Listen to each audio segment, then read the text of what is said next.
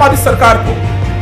एक तरफ आपको इस बात का अहंकार है कि देश के अंदर हम 405 सीटें लाने जा रहे हैं, और दूसरी तरफ दिल्ली में किसानों के आने से डर लगता है आपको।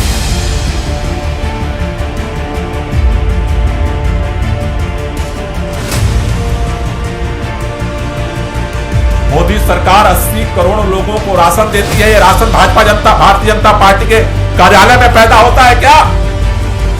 वो गेहूं कौन पैदा करता है? किसान पैदा करता है। वो चावल कौन पैदा करता है? किसान पैदा करता है।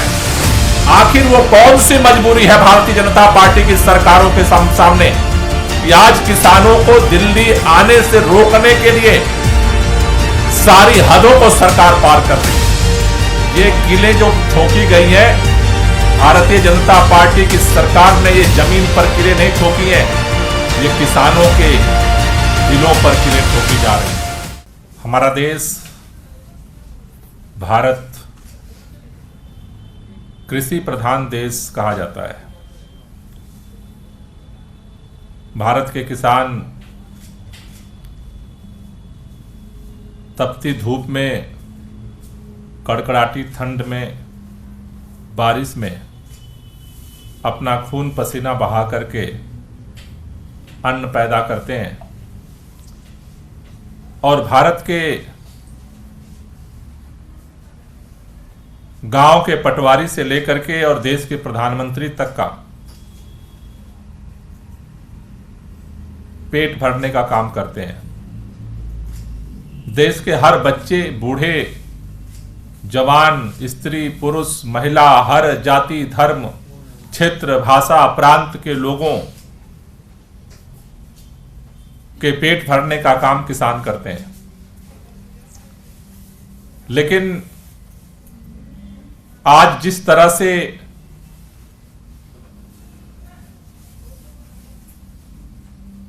तेरह तारीख को किसानों ने दिल्ली मार्च का ऐलान किया है, और उसे रोकने के लिए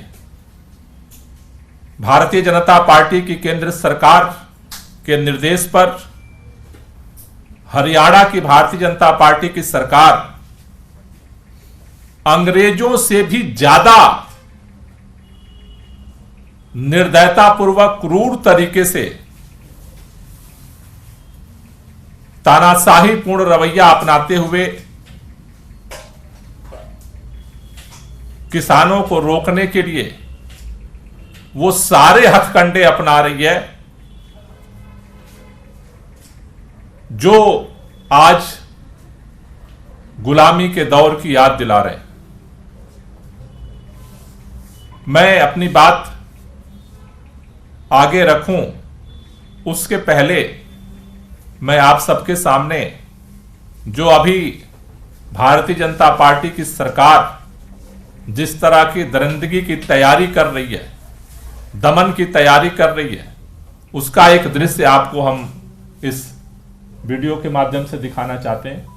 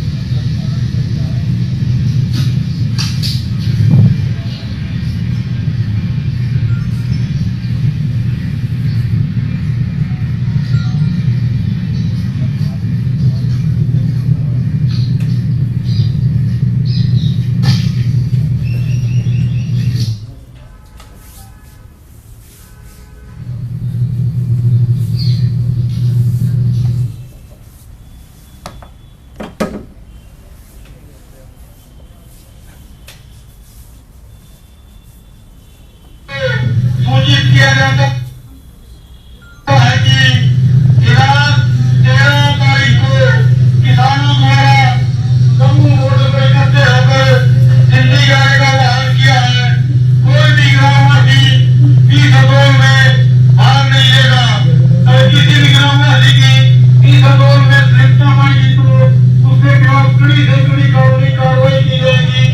किसी भी जबरदस्ती का जेसीबी आइडिया ट्रैक्टर की दवाई को ठीक कर दिया जाएगा, उन्हें कार्रवाई की जाएगी, उनके पासपोर्ट रद्द कर दिए जाएंगे। धन्यवाद। हम लोग स्वतंत्रता आंदोलन के दौरान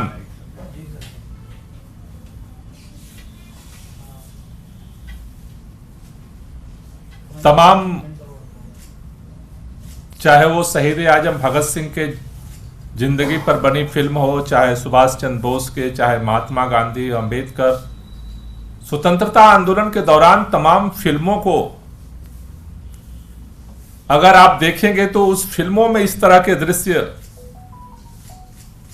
दिखेंगे आपको कि किस तरह, किस क्रूरता के साथ सारी हदों को पार करके ब्रिटिश हुकूमत, अंग्रेजी सरकार इस देश के लोगों को गुलाम बनाए रखने के लिए, आजादी की मांग को कुचलने के लिए सभी हदों को पार करती थी। लेकिन शायद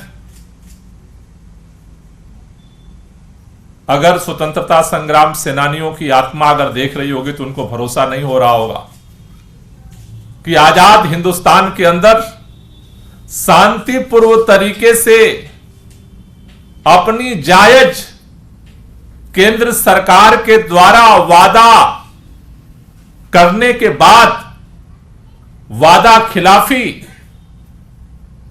के विरोध में किसान शांतिपूर्वक इस देश की राजधानी दिल्ली में आना चाहते हैं और उनको रोकने के लिए सड़कों को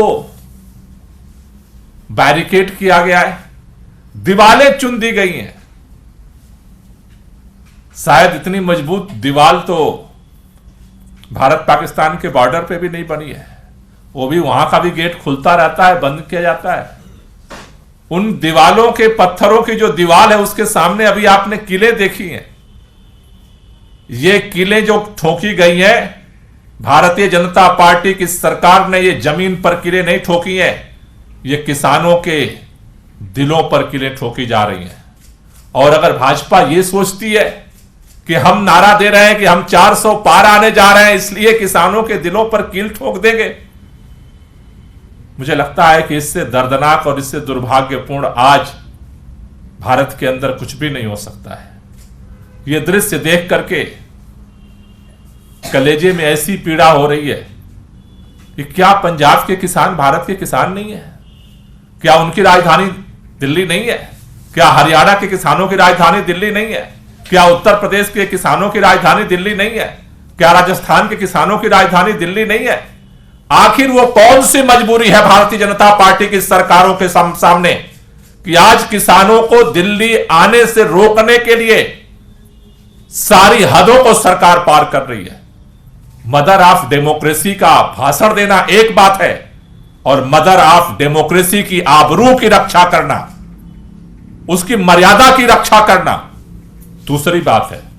आज भारतीय जनता पार्टी सभी लोकतंत्र की मर्यादाओं को, परंपराओं को लांघते हुए आज किसानों के सीनों में एक किल ठोकने का काम कर रही है। यह देश किसी भी कीमत पे बर्दाश्त नहीं करेगा। देश को याद है कि पिछली बार जब किसानों ने तीनों काले कानून के खिलाफ दिल्ली जब कूच किया था, बॉर्डर पे उनको रोका गया था, 1 साल से ज्यादा आंदोलन चला था, सर्दियों में किसान ठुठरे थे सड़कों के ऊपर, गर्मियों को झेला था, बरसात की बौछारों को लोगों ने बर्दाश्त किया था, लेकिन किसान हिले नहीं थे।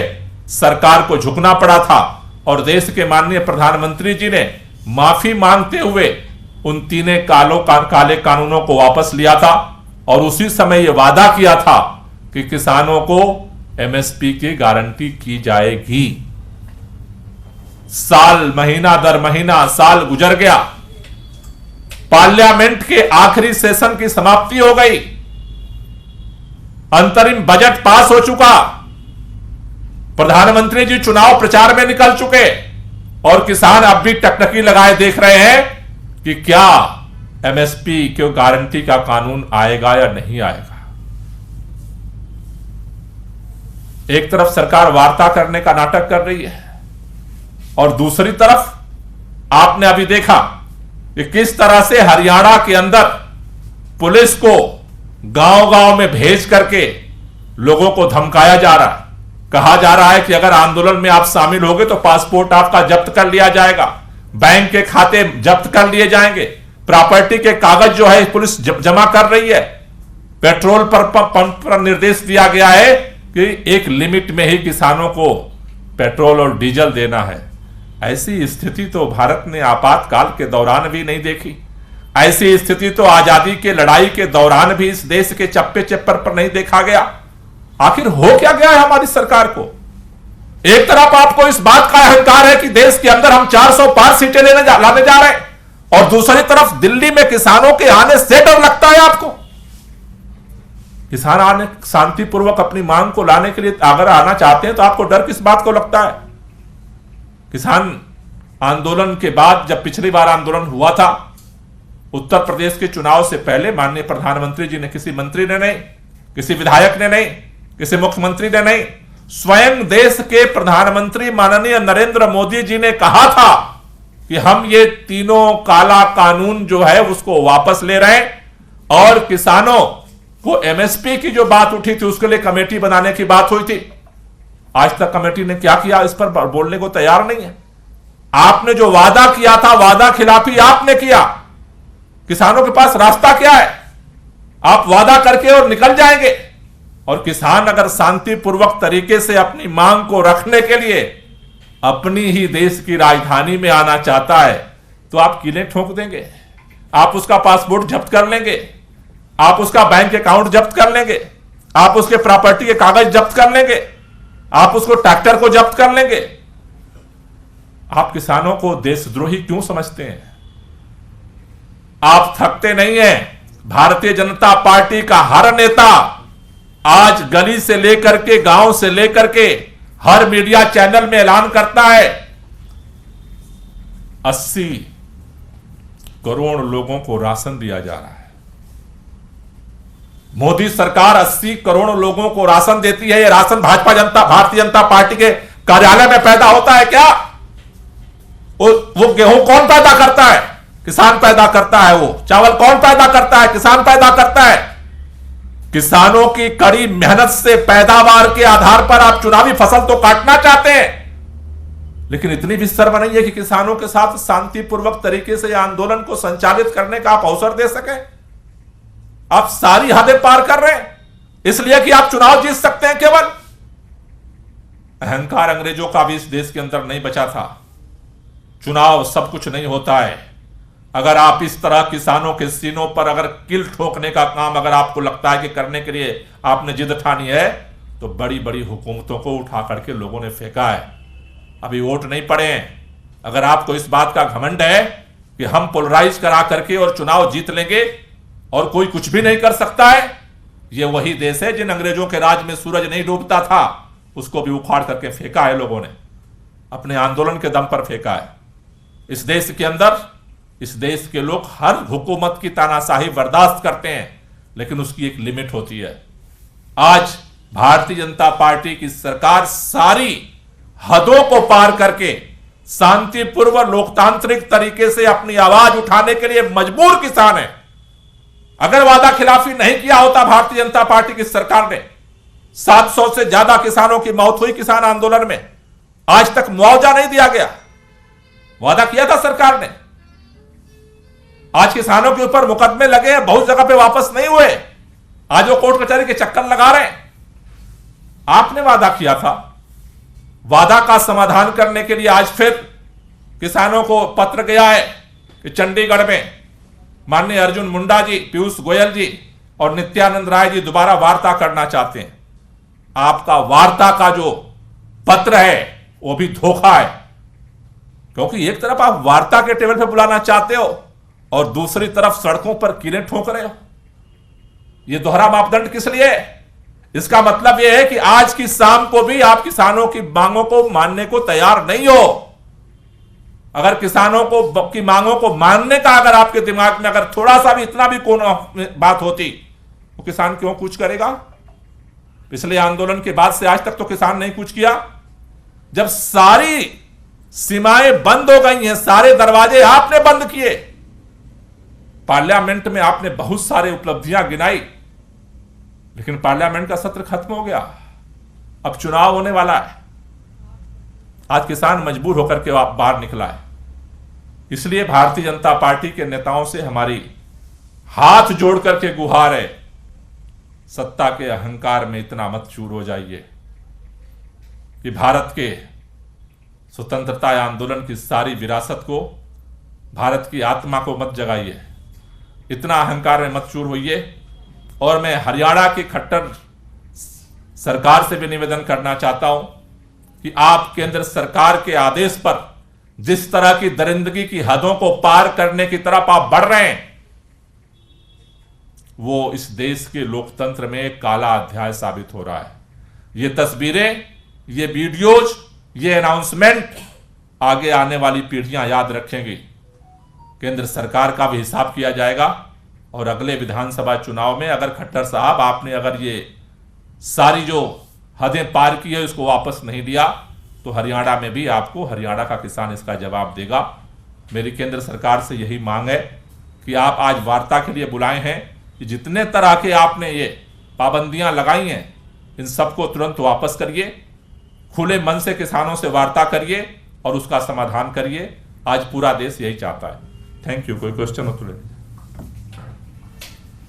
सर, क्या पिछली बार दिल्ली सरकार से बसें मांगी गई थी पुलिस के द्वारा, क्या इस बार भी मांगी गई है या ये कहा गया था कि गिरफ्तार करके जहां ले जाया जाएगा उसके लिए एक जगह चाहिए, तो उस तरह की कोई मांग इस बार आई है क्या पुलिस की तरफ से? नहीं, अभी हमारे पास नहीं मांग आई है और हमारा स्टैंड पहले जैसे पिछली बार जिस तरह से था अभी इस बार भी वही है। किसानों को शांतिपूर्वक अपनी आवाज को या तो सरकार उनकी मांग को पूरा करे या फिर उनको अपने लोकतांत्रिक तरीके से अपने आंदोलन को, अपनी आवाज को उठाने के लिए जगह प्रोवाइड करे। अभी आपको लग रहा है कि जिस तरह से बैरिकेडिंग की जा रही है कल तक पहुंच पाएंगे किसान? नहीं, देखिए मेरा मानना यह है कि चूंकि एक तरफ बैरिकेडिंग आप देख रहे हैं, बैरिकेडिंग नहीं है, कीड़े ठोकी जा रही हैं। आज आप देख रहे हो रोडों पर कंक्रीट का एक नया बैरिकेड बना करके जिस तरह से कील ठोके गए, ऐसा दृश्य तो मैं गुलामी के दौर में भी मैंने नहीं कभी देखा कि इस तरह की अंग्रेजों ने भी कभी किया। नदी को खोद दिया गया है कि किसान ट्रैक्टर लेकर कहीं उधर से न निकल जाए। चप्पे चप्पे पर जो है सिरसा से लेकर के और अंबाला जो है के रास्ते पर सब जगह जो है इंटरनेट बंद कर दिया गया। तो मुझे लगता है कि देखिए ये सरकार कन्फ्रंटेशन को खुद इनवाइट कर रही है। भाई किसान बात क्या कह रहे हैं? किसान कह रहे हैं कि भाई एमएसपी को कानूनी गारंटी जो है, जो वादा आपने किया था वो पूरा कर दीजिए। आज आपने शाम को उनसे वार्ता के लिए फिर बुलाया है चंडीगढ़, तो एक तरफ वार्ता के लिए बुला रहे हैं, दूसरे तरफ आप जो है कीड़े ठोक रहे हैं।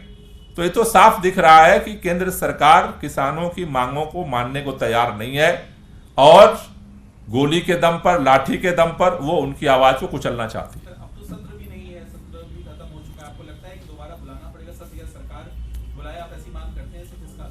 मेरे ख्याल से तो सरकार को सोचना है ना कि सरकार ने वादा किया था तो क्यों नहीं पूरा किया। भाई अब किसानों के पास विकल्प क्या है? किसान क्या करें? किसान आप जो है मतलब सब कुछ करेंगे, किसान अपनी आवाज भी ना उठाएं। किसानों के पास रास्ता क्या है? अब शांतिपूर्वक तरीके से अपनी आवाज उठाने के अलावा रास्ता क्या है किसानों के पास? समाधान तो सरकार ही दे सकती है। स्पेशल सेशन बुलाया जा सकता है, उनको पूरा किया जा सकता है, इसी सेशन में पूरा हो जाना चाहिए था। सर, जैसे कि स्मार्ट अकेडमी मद्दू नहीं है, इसके पीछे और कई बड़े नेता भी शामिल हुए हैं, तो क्या ये आंदोलन जो है लंबा चल पाएगा? देखिए ये अभी सरकार के रुख पर निर्भर करता है कि सरकार क्या रुख ले रही है। एक बात तय है कि जितना ही सरकार दमन करेगी आंदोलन उतना ज्यादा बढ़ेगा। लेटेस्ट खबरों के लिए सब्सक्राइब करें हमारा YouTube चैनल